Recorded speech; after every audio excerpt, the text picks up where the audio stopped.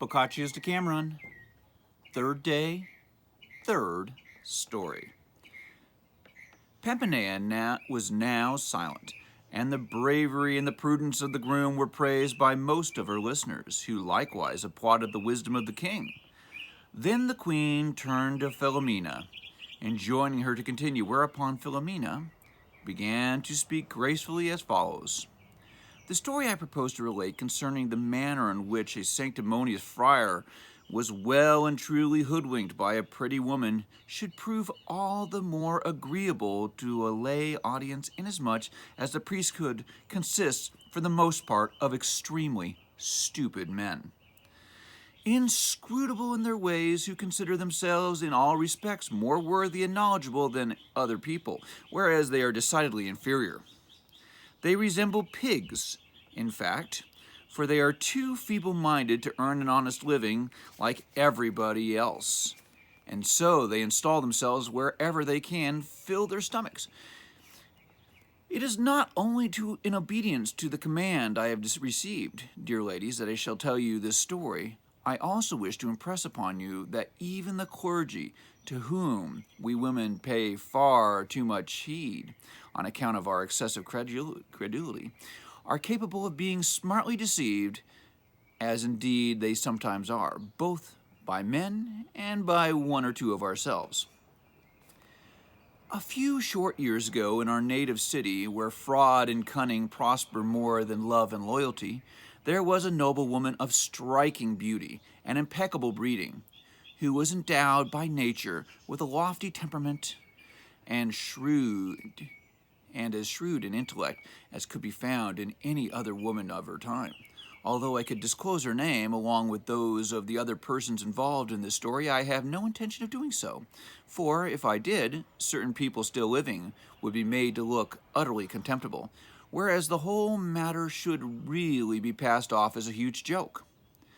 This lady, being of gentle birth and finding herself married off to a master woolen draper because he happened to be very rich, was unable to stifle her heartfelt contempt, for she was firmly of the opinion that no man of low condition, however wealthy, was deserving of a noble wife, and on discovering that all he was capable of, despite his massive wealth, was distinguishing wool from cotton, supervising the setting up of a loom, or debating the virtues of a particular yarn with a spinning woman, she resolved that as far as it lay within her power, she would have nothing whatsoever to do with his beastly caresses.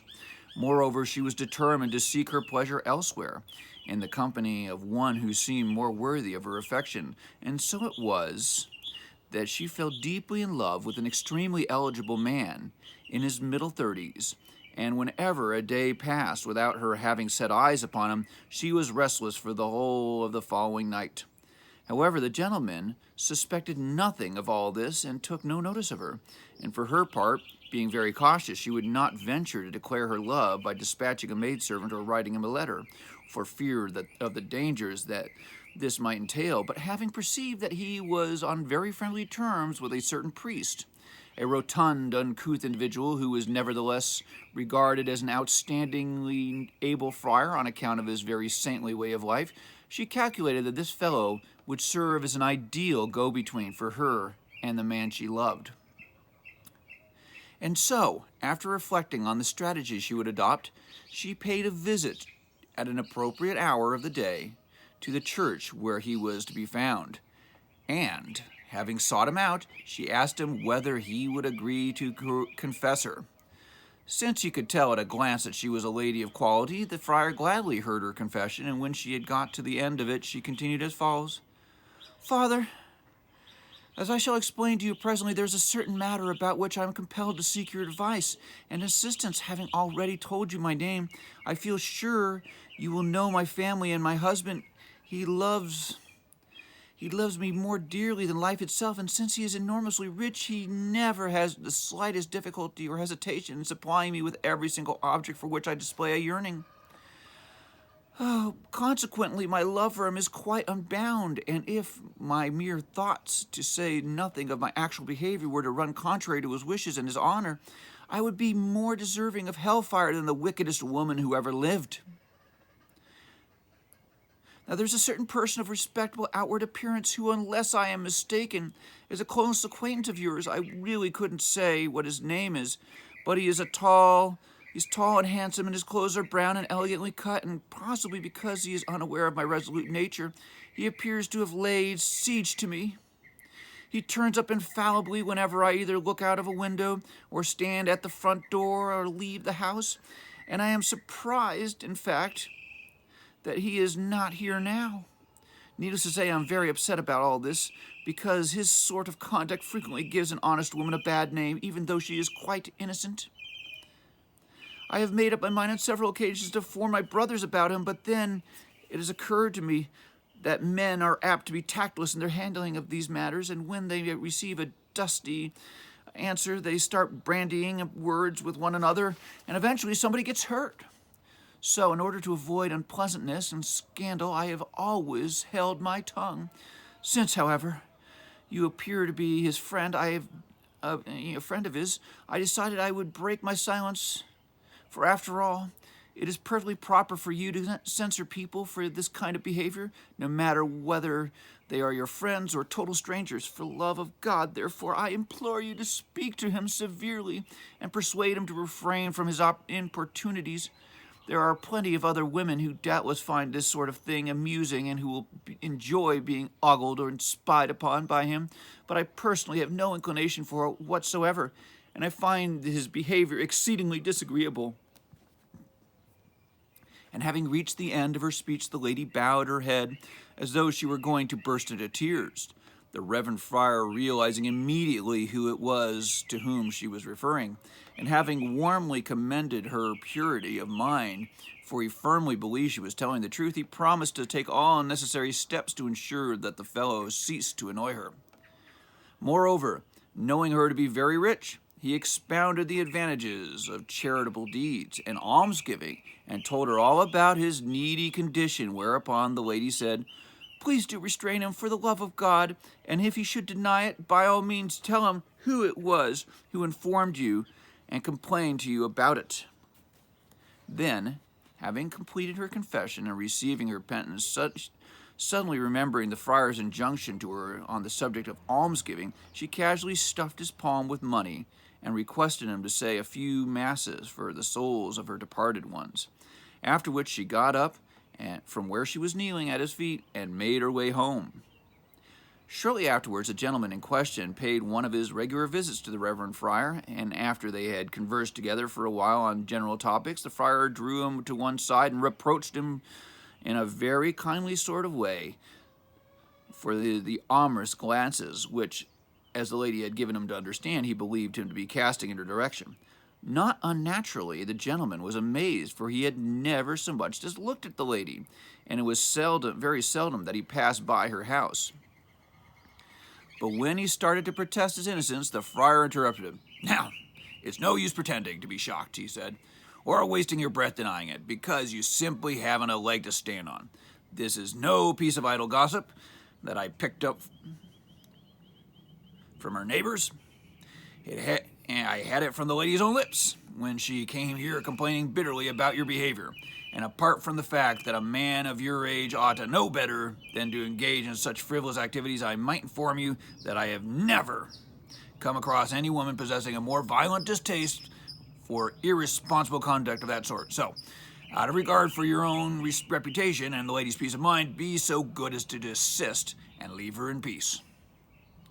The gentleman, being rather more perceptive than the Reverend Friar, was not exactly slow to appreciate the lady's cleverness, and putting on a somewhat sheepish expression, he promised not to bother her any more. But after leaving the friar, he made his way towards the house of the lady, who was keeping continuous vigil at a tiny little window, so that she would see him if he happened to pass by. When she saw him coming, she smiled at him so prettily that he was able to conclude beyond all doubt that his interpretation of the friar's words was correct, and from that day forward, proceeding with a maximum of prudence and conveying the impression that he was engaged in some other business entirely, he became a regular visitor to the neighborhood, thereby deriving much pleasure and affording the lady considerable delight and satisfaction. It was not long, however, before the lady, having by now ascertained that her fondness for him was reciprocated, became eager to stimulate his passion and demonstrate how deeply she loved him.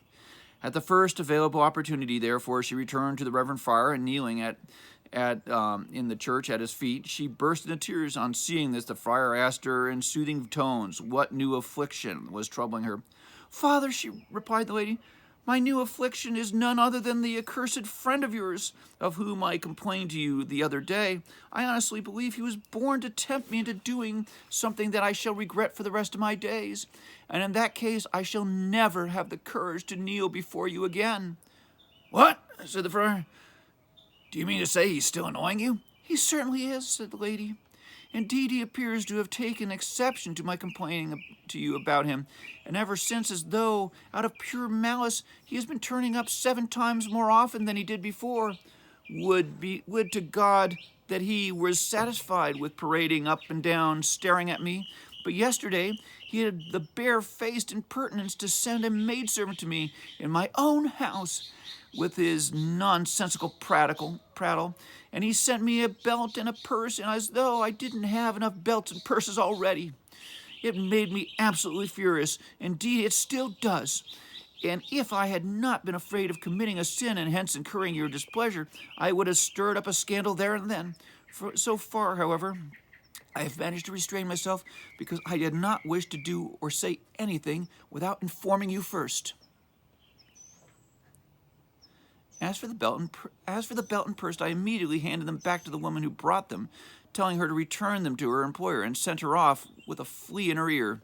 But then it occurred to me that she might keep them for herself and tell them I had accepted them, so I called her back and snatched them out of her hands. In a blazing temper, I decided to bring them along to you instead, so that you could hand them back and tell him I have no need of his goods, because thanks both to God and to my husband, I possess so many belts and purses that I could bury myself under them. And I am sorry to have to say it, Father, but if he doesn't stop pestering me after this, I shall tell my husband and brothers, and come what may, for he needs to be. I would much rather have him take a severe hiding than allow him to besmirch my good name. And that's all there is to it, Father." She was still sobbing uncontrollably when, having come to the end of her speech, she extracted a very splendid, expensive-looking purse from beneath her cloak, together with a gorgeous little belt, and hurled them into the lap of the friar, who, being fully taken in by her story, was feeling exceedingly distressed and accepted them without any question. "Daughter," he said, "I am not surprised that you are so upset by what has happened, and I certainly cannot blame you. On the contrary, I am full of admiration for the way you have followed my advice in this affair. He has obviously failed to keep the promise he gave me the other day when I first took him to task. Nevertheless, I believe that this latest outrage of his, following in the wake of his earlier misdemeanors, will enable me to give him such a severe scolding that he will not trouble you any further. In the meantime, you must, with God's blessing, contain your anger and refrain from informing any of your relatives, because that could bring him to altogether too heavy a punishment. Never fear that this will harm your good name, for I shall always be here to bear unwavering witness, whether before God or before men, to your virtuous nature." The lady gave the appearance of being somewhat mollified, and then, knowing how covetous he and his fellow friars were, she moved on to another subject. "Father," she said, "for the past few nights I've been dreaming about various departed relatives of mine, and they all appear to be suffering dreadful torments and continually asking for alms, especially my mother, who seems to be in such a state of affliction and misery that it would break your heart to see her. I think she is suffering abominably at seeing me persecuted like this by the enemy of God, and hence I should like you to pray for their souls and say the 40 masses of St. Gregory, so that God may release them from his discouraging fire." And so saying, she slipped a florin into his hands. The Reverend Friar gleefully pocketed the money, and having poured out a torrent of fine words and pious tales to reinforce her godliness, he gave her his blessing and let her go. Unaware that he had been hoodwinked, the friar watched her depart and then summoned his friend, who realized as soon as he arrived, from the friar's agitated appearance, that he was about to receive some news from the lady, and waited to hear what the friar had to say. The latter repeated all that he had said to him previously, and for the second time, angrily, without mincing his words, gave him a severe scolding for what the lady alleged he had done. Being as yet unsure of which way the friar was going to jump, the gentleman denied having sent the purse and the belt, speaking without much conviction, so as not to undermine the friar's belief in the story, just in case he had heard it from the lady herself. The friar practically exploded with rage. "What?" he said. "Can you really have the effrontery to deny it? You scoundrel! Here, take a look at them. She brought them to me herself with her eyes full of tears, and tell me whether or not you recognize them." The gentleman put on a display of acute embarrassment. "Yes, indeed I do," he said. "I admit that I was wrong. It was wrong of me, and now that I fully appreciate her inclinations, I guarantee that you won't be troubled again." The words now started to flow in good earnest, and eventually the blockhead of a friar handed over the purse and the belt to his friend. Finally, after preaching him a lengthy sermon and getting him the promise that he would call a halt to his importunities, he sent him about his business. The gentleman was feeling absolutely delighted, for not only did it appear quite certain that the lady loved him, but he had also received a handsome present. On leaving the friar, he went and stood in a sheltered place, from which he showed the lady that both of the items were now in his possession, all of which made her very happy, the more so because her scheme appeared to be working better and better. All that she was waiting for now, in order to bring her work to a successful conclusion, was for her husband to go away somewhere, and not long afterwards it so happened that he was indeed called away on business to Genoa. The next morning, after he had ridden off on horseback, the lady paid yet another visit to the Reverend Friar, filling his ears with sobs and lamentations.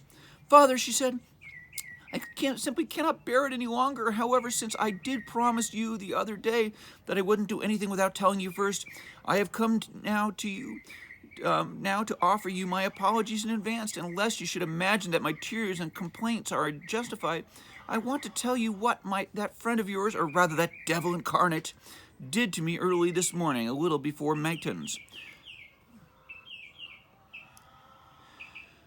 I don't know what unfortunate accident led him to discover that my husband went away to Genoa yesterday morning, but during the night, at the hour I mentioned, he forced his way into the grounds and climbed up a tree to my bedroom window, which overlooks the garden.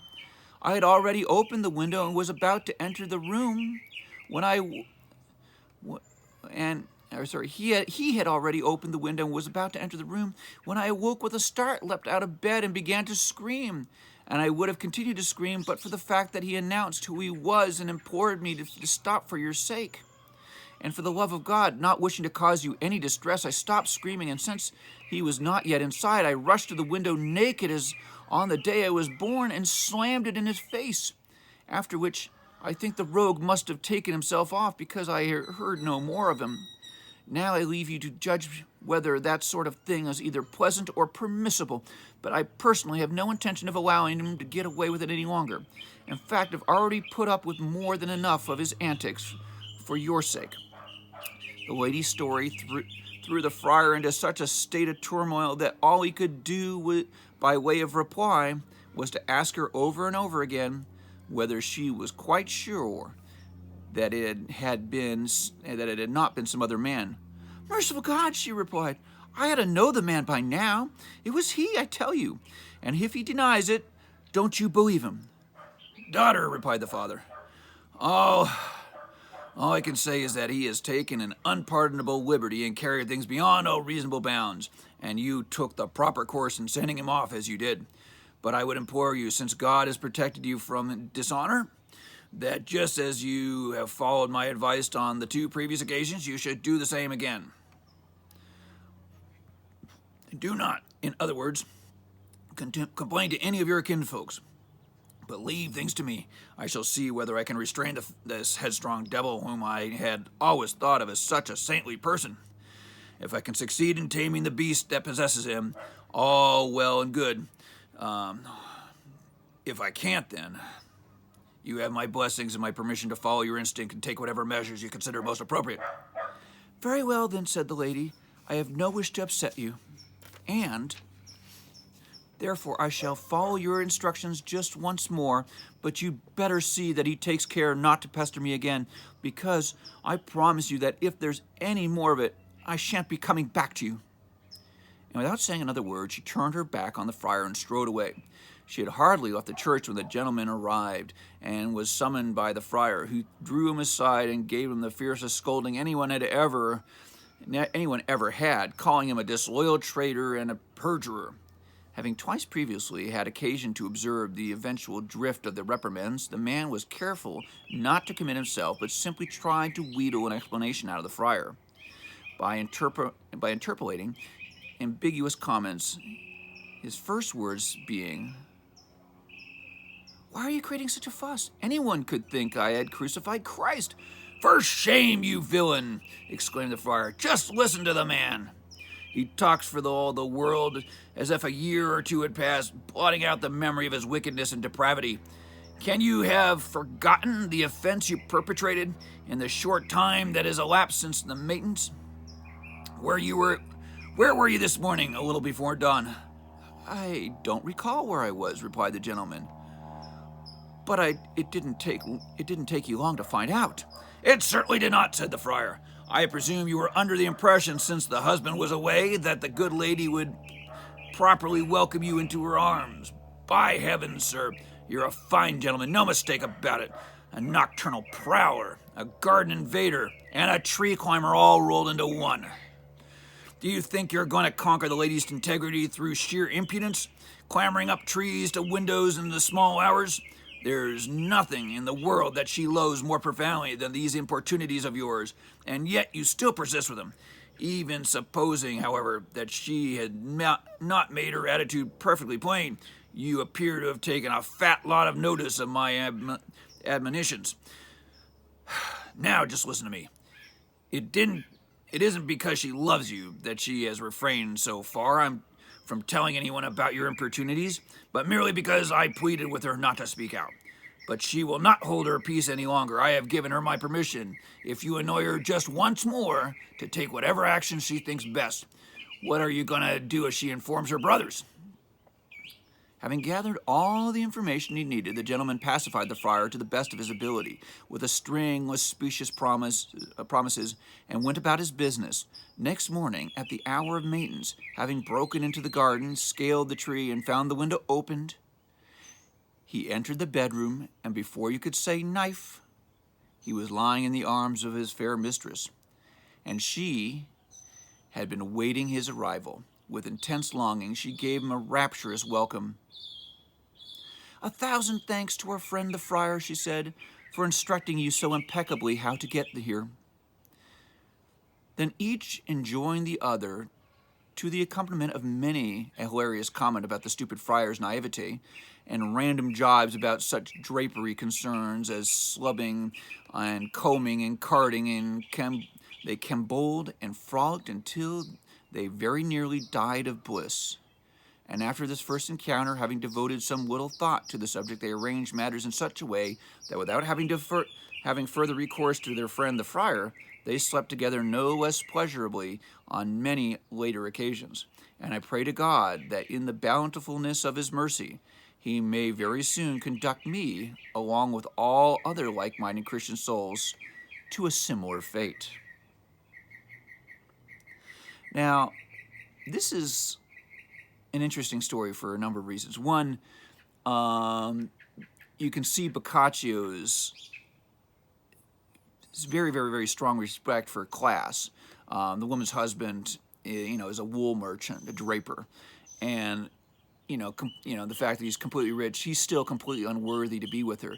And in fact, she's almost considered, it's almost like it's a duty of her to go find someone else because he is, low-born and stuff like that. You see, the class structure is very, very strong with Boccaccio, but it's also the contempt for the clergy. This is very brazen in a time where we're talking about over 100 years before Martin Luther is even born. 200 years before Galileo will go on trial, partly for his views on the universe, but also largely because of writing a paper which suggested that, which is say, a certain member of the clergy was an idiot. So this is really, really, really provocative stuff to be saying in the middle of the 14th century. Of course, with the plague running around, you know, the church doesn't seem as frightening. But yeah, this is quite an interesting story, and I hope you've enjoyed it. And with that, I will stop. I've got other things to do. Bye-bye.